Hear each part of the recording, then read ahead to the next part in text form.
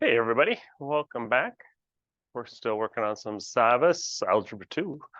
And this time around, we're in lesson 7-5, the 8th problem I've assigned to you.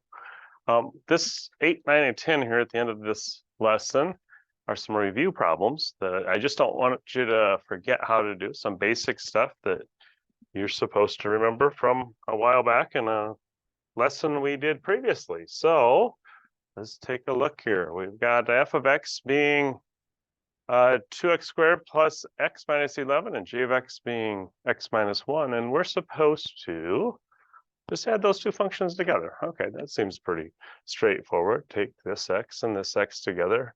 Let's see, the 2x squared out in front, that's not going to change. That stays there.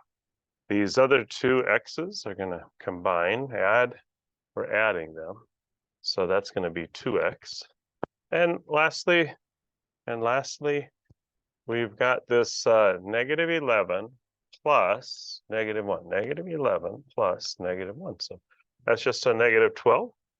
So, okay, that's a little simple. Just reminding you that you can, they call it function operation, but we're just combining like terms here and adding two functions together sometimes. So 2x to the second plus our 2x and a minus 12 on there should be what they're after. So let's take a look at the second half. Domain. So what x values can you put in here?